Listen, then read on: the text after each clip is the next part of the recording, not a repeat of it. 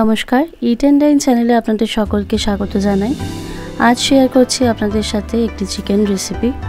আশা করছি রেসিপিটি আপনাদের খুবই ভালো লাগবে। রেসিপি ভালো লাগলে আমার চ্যানেলটিকে লাইক, শেয়ার ও সাবস্ক্রাইব করে দেবেন।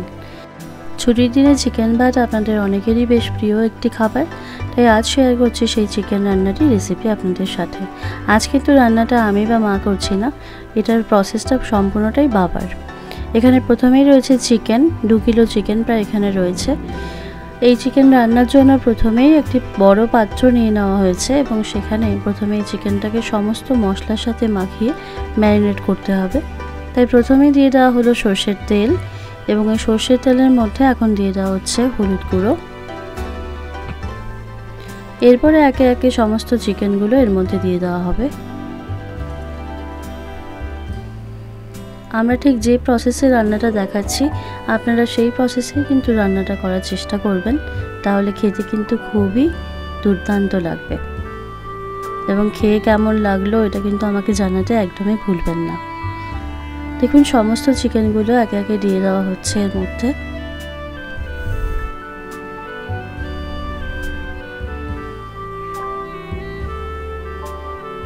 আপনারা অনেকেই কড়াইতে মশলা দিয়ে তারপরে চিকেন রান্না করেন, কিন্তু এখানে আমরা আগে চিকেনটাকে সম্পূর্ণ মশলায় মাখিয়ে নিয়ে তারপরে চিকেনটা কড়াইতে দিয়ে রান্না করব। দিয়ে দেওয়া হয়েছে কাশ্মীরি গুঁড়ো লঙ্কা, এরপরে দেওয়া হচ্ছে এখানে রসুন বাটা। রসুনটা এখানে পুরোপুরিভাবে বাটা হয়নি, কিছুটা থেতো মতো আছে, সেরকম থেতো করেই আপনারা দিতে পারেন, বেশ ভালোই কিন্তু হয় এভাবে করলে এই টেস্টটা। দিয়ে দেওয়া হলো পেঁয়াজ বাটা, লঙ্কা বাটা।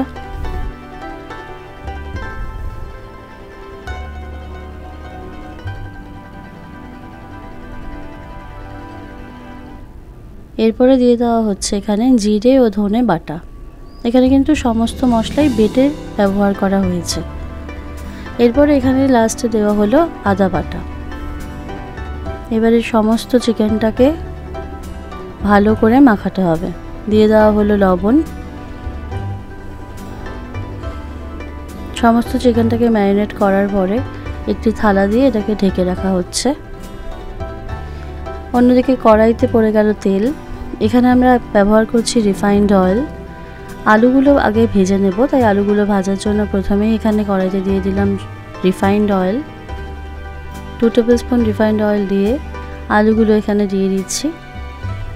আলু দেওয়ার পরে এখানে অ্যাড করে দিচ্ছি হলুদ গুঁড়ো, লবণ। এবারে আলুগুলোকে বেশ লাল লাল করে ভেজে নেব।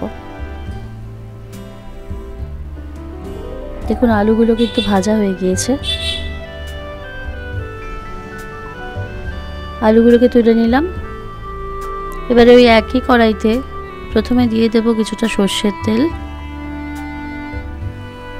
এবং তারপরে আরও 2 টেবিল স্পুন মতো রিফাইন্ড অয়েল এখানে ইউজ করছি। এরপরে প্রথমেই দিয়ে দিচ্ছি ফোড়নের জন্য জিরে, গোটা জিরে ব্যবহার করলাম। তার সাথে দেওয়া হচ্ছে তেজপাতা, 5-6টি কাঁচা পাকা লঙ্কা একসাথে নিয়ে দেওয়া হলো এখানে। এরপরে বাকি যে রসুন থেতো করাটা ছিল সেটা এখানে দিয়ে দেওয়া হলো।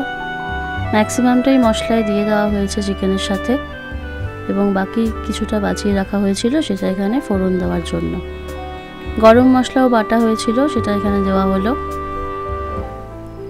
এবারে দিয়ে দেওয়া হচ্ছে পেঁয়াজ কুচি।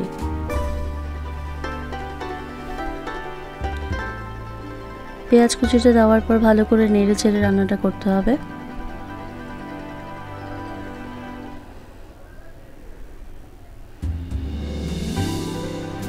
দিয়ে দেওয়া হচ্ছে লবণ,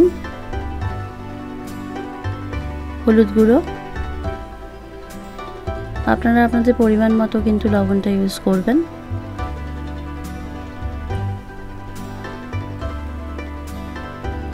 দিয়ে দেওয়া হলো টমেটো কাটা ছিল, সেই টমেটোগুলো। এবারে টমেটো, পেঁয়াজ সমস্ত মশলাটাকে একসঙ্গে ভালো করে কষাতে হবে।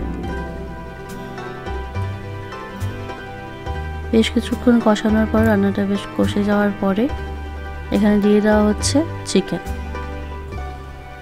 সমস্ত চিকেনটা এখানে দিয়ে দেওয়া হলো, যে ম্যারিনেট করে রাখা চিকেনটা ছিল। এবারে এই চিকেনটা মশলাগুলোর সাথে ভালো করে কষিয়ে নেব। এই রান্নায় কিন্তু বেশ খানিকক্ষণ সময় নিয়ে মশলাটাকে কষাবেন, তবে কিন্তু মাংসের টেস্টটা খেতে বেশি ভালো লাগবে।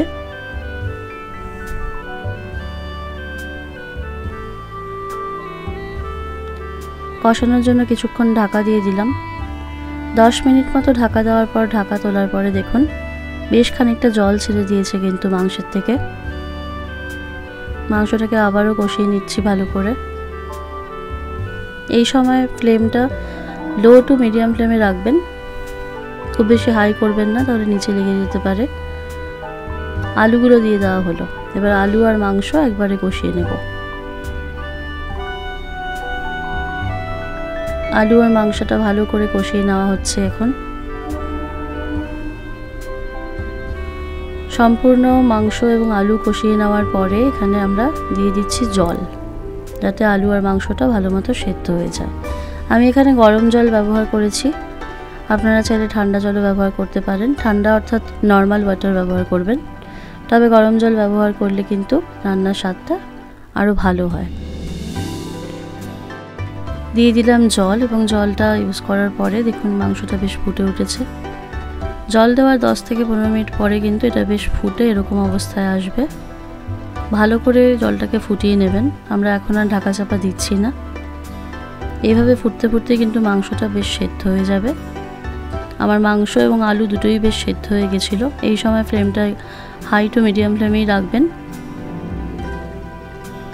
এতে করে জলটাও টেনে যাবে আর আপনার মাংস ও আলু দুটোই সেদ্ধ হয়ে যাবে।